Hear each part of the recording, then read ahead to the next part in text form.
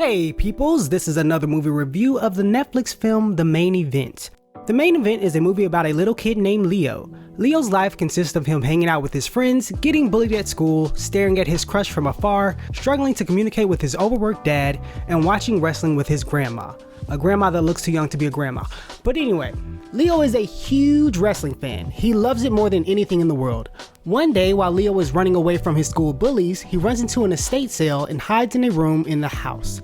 While in the house, he finds an old wrestling mask. He later finds out that the mask is magic and it gives him superpowers.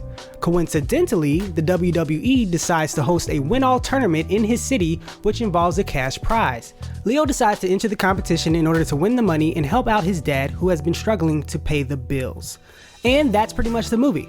So the first thing you have to realize is that this movie's targeted demographic is kids, and they really lean into that. So there are some things you just have to give a pass to because it's aimed at kids.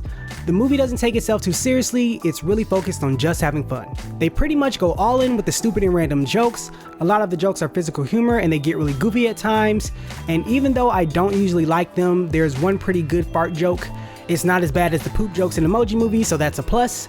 The actual wrestlers and personalities look like they're enjoying themselves. Though some of them aren't the best when it comes to acting, they're serviceable for the most part.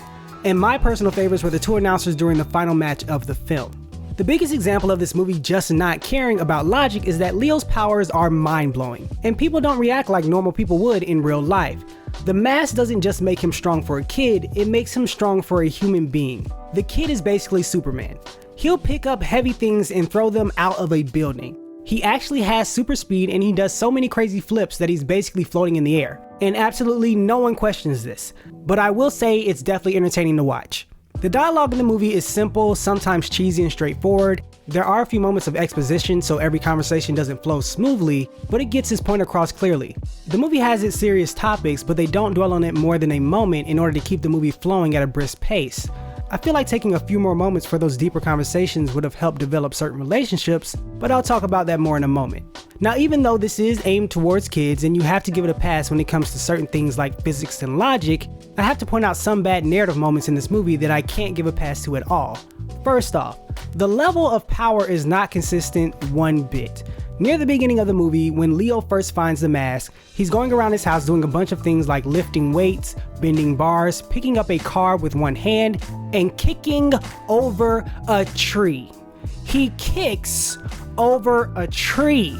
My immediate thought was he's going to kill whoever he fights in the wrestling ring. But the movie apparently catches amnesia and doesn't realize that it showed us how strong he is. When he gets in the ring, Leo is only strong enough to beat his opponent when he should be strong enough to throw them into another state. The movie also fails to be consistent in regards to the mask. Apparently the mask stinks. It's the only running joke throughout the movie. The problem is that the bad smell randomly vanishes at certain points in the movie, specifically when it would conflict with the plot. I would say more, but I don't want to spoil anything. Another feature of the mask is that it changes Leo's voice. There are times where he's using the mask for confidence, but he'll take it on and off and his voice will change repeatedly while talking in the same conversation. But certain characters won't notice his voice change at all. In regards to relationships, the movie doesn't do a good job when it comes to Leo's dad. I actually never believed that was his dad. I understand that they were supposed to be struggling with communication throughout the movie, but they had no type of chemistry whatsoever. Also, I really wish the dad was in the movie more just for his comedic timing, which seemed really good when they gave him a chance to be comedic. For some reason, the movie just doesn't give him enough to do. Side note, the dad looks like Wolverine, or he'd be the third brother in Wolverine Origins along with Sabretooth. Another relationship that the movie fails at is the love story. Well, I guess it's supposed to be a love story. Leo has a crush on Erica. In the beginning, the movie starts developing this relationship. She comes over his house for a study date, but before that scene can even develop, the movie cuts to another scene. Then they start up a storyline that has to do with a talent show that will involve both of them dancing, but that's it. Erica becomes just another friend in Leo's group, and the movie forgets about the setup in the beginning where he had a crush on her. My only other issue with the movie was that I felt like the end was kind of, I guess, sloppy might be an okay word to use here. Basically, our main characters just seem very careless in their actions, which ends up revealing Leo's identity. But I guess it had to happen somewhere. I just wish they would have executed that a little bit better. Overall, this is a lighthearted, simple, and fun kids movie. The child actors do a pretty good job in the acting department, though they lack the skills for the more serious scenes. The movie contains good lessons for kids about confidence and being a good friend. Despite a few flaws, it doesn't take itself too seriously, and that ends up making it more enjoyable. I'll say this is a pretty good home movie to watch with the whole family, as long as the older people know not to take things too seriously.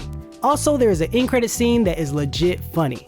But that's all, peoples. Let me know what you think. Thanks for listening. Whatever. God bless. Have a good day. I'll talk to you later.